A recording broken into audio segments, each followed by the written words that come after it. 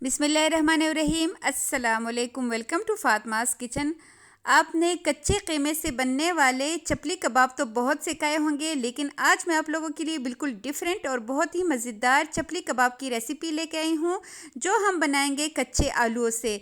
जिसके लिए ना हमें आलू बॉयल करने की ज़रूरत होगी और ना ही हमें इसके लिए कीमे की ज़रूरत होगी, लेकिन जिसको हम खिलाएंगे और जिसके सामने रखेंगे वो इसको कीमे वाले ही चपली कबाब समझेंगे और जो आपकी वाह वाह करवाएगा, आपकी दस्तरखान को चार चांद लगाएंगे। इतने ये डिलीशियस कबाब होते हैं जिसको आप हर दूसरे दिन बनाना पसंद करेंगे। बहुत ही आसान रेसिपी है और बहुत ही ज़बरदस्त रेसिपी है। चलिए जी बनाना स्टार्ट करते हैं। यहाँ पे मैंने तकरीबन 1 किलो आलू लिए हैं।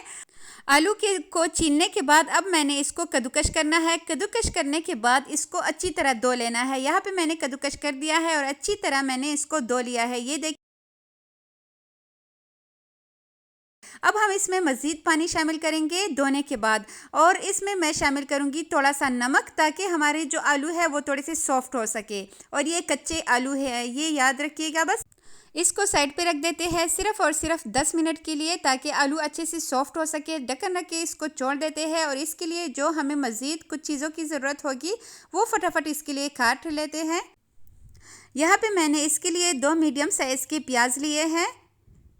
प्याज को हमने लंबाई में काट के ऐसे इसके दरमियान कट लगा के इसको बिल्कुल बारीक बारीक सा काट लेना है, जैसे मैं आपको दिखा रही हूँ। ये इतने मज़े के कबाब होते हैं, यकीन करें कि आप बस इसको खाते रह जाएंगे। पकोड़ों समोसों को आप भूल जाएंगे। किसी को चाय के साथ खिलाना हो या फिर किसी के लिए खाने में देना हो, बहुत ही ज़बरदस्त। आप चाय के साथ भी इसको एंजॉय कर सकते हैं और जो है खाने के साथ भी इसको एंजॉय कर सकते हैं। दोनों के साथ बहुत ही ज़बरदस्त इसका फ्लेवर आता है। लेकिन अगर आपने चाय के साथ इसको बनाना हो तो चाय के लिए आपने इसमें मैदे का इस्तेमाल करना है, ठीक है। और इसके अलावा अगर खाने के लिए बनाना हो तो इसमें आप इस बेसन का इस्तेमाल करिएगा। दोनों का फ्लेवर थोड़ा सा डिफरेंट आ जाएगा, क्योंकि एक में मैदे का इस्तेमाल होगा और एक में जो है बेसन का इस्तेमाल होगा। और इस पॉइंट पे अगर आप लोग मेरे चैनल पे नए हैं तो जल्दी से चैनल को सब्सक्राइब करें। प्याज को काटने के बाद इसके रेशे हमने अलग करने हैं हाथों की मदद से, ऐसे ही जैसे मैंने आपको दिखाया बिल्कुल अलग अलग कर देने हैं, क्योंकि ये एक दूसरे के साथ चिपके होते हैं। इसलिए हर एक पीस जो है वो एक दूसरे से अलग होना चाहिए, इस सब के रेशे होने चाहिए। और यहाँ पे मैंने 3 अदद हरी मिर्ची ली है। हरी मिर्चों को आप अपने टेस्ट के अकॉर्डिंग कम ज़्यादा कर सकते हैं। बारीक सा हमने हरी मिर्चों को भी काट लिया है और ऐसे ही हम धनिया को भी काट लेंगे। इस चपली कबाब में चीज़ों का इस्तेमाल बहुत कम किया जाता है,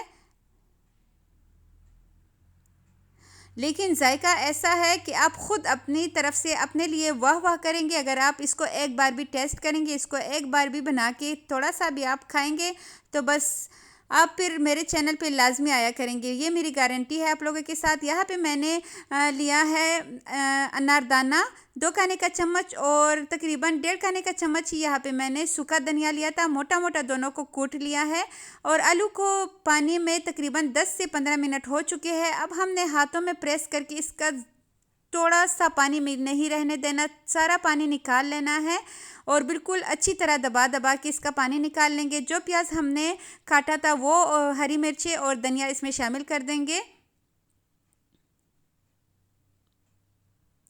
ये कबाब फटाफट बन जाते हैं, इसके लिए बहुत ज़्यादा मेहनत की भी ज़रूरत नहीं होगी। कुटा हुआ धनिया जो हमने कूट के रखा था वो शामिल करेंगे। अनारदाना भी शामिल कर देते हैं। अनारदाने से बहुत ही ज़बरदस्त इसका फ्लेवर आएगा, खट्टा खट्टा सा।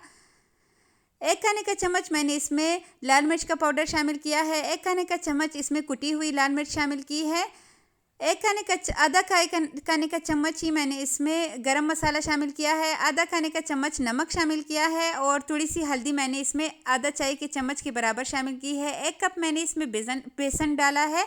बेसन को डालने के बाद अब हमने इसको मिक्स करना है। 1 कप मैंने अभी डाला है और मैं मज़ीद बेसन का इस्तेमाल करूंगी। पहले हल्का सा इसको मिक्स कर लेते हैं अच्छी तरह।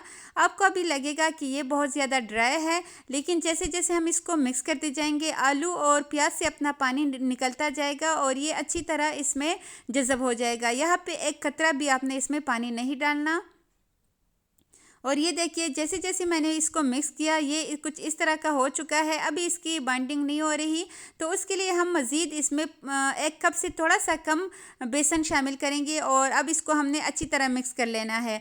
अच्छा, अब जब भी ये मिक्सचर बनाए तो फ़ौरन ही दूसरी साइड पे हमने ऑयल को गर्म होने के लिए रख दिया है, क्योंकि फटाफट हमने इसको पकाना होगा। अगर हम इसको रख देंगे तो इससे पानी रिलीज़ होगा, फिर इसको बनाते हुए थोड़ा सा मुश्किल हो जाएगा। एक लाल टमाटर मैंने लिया है, उसको छोटा छोटा काट के ना गोल शक्ल सा देख के, क्योंकि आपने देखा होगा चपली कबाब पे ये टमाटर बहुत ही मज़े के लगते हैं। और ऊपर से मैंने साथ हरी मिर्ची भी ली है। हरी मिर्चों का जायका जब हम इसको फ्राई करेंगे यकीन करें बहुत ही ज़बरदस्त आएगा और बिल्कुल इसको ये चपली कबाब की लुक देगा।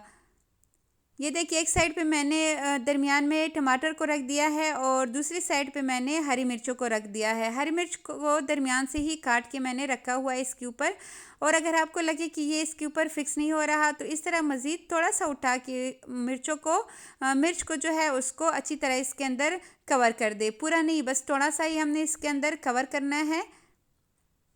ऐसे ही करके मैं जल्दी जल्दी फटाफट कबाब बनाती जाऊंगी और जो ऑयल गर्म होने के लिए रखा है उसमें हम इसको डालते जाएंगे। और जो टमाटर और मिर्च वाला हिस्सा है वो हमने नीचे रखना है।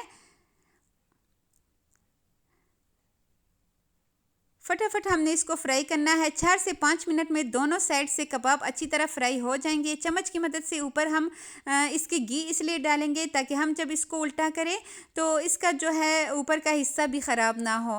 तो थोड़ा सा ही हमने इसके ऊपर ऑयल स्प्रेड करना है। ये गरम गरम ऑयल स्प्रेड नहीं, सॉरी, डालते जाना है। और बस ये देखिए जी 2 मिनट बाद हमने इसकी साइड जो है वो चेंज कर देनी है।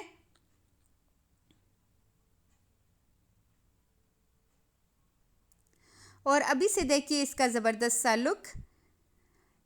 इस पे जो ऊपर हमने हरी मिर्ची रखी है ना, यकीन करें इसका टेस्ट तो बहुत ही लाजवाब आता है।